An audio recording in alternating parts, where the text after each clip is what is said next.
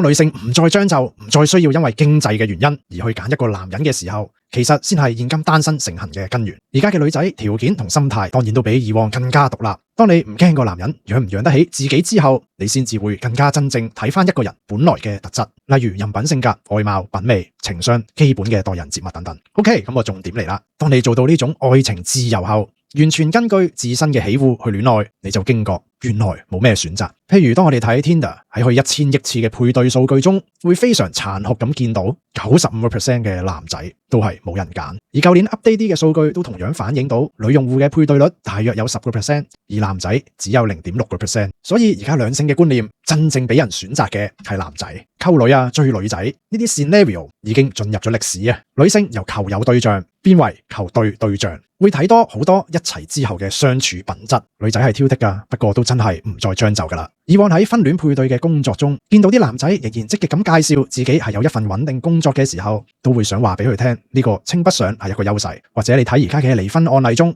女仔俾翻男仔贍養費嘅情況已經係越嚟越多。現今一個女孩子，你可能本身工作都好好地，又係專業人士，自己已經有能力過唔錯嘅生活。咁當然一個人單身，有時候會感到孤獨啊，覺得冇跟大隊啊，或者見到身邊有啲姊妹真係因為愛情而幸福，都會羨慕。咁唯一俾你嘅一句說話就係不要降低自己嘅標準。兩個人一齊一定要開心過一個人嘅時候，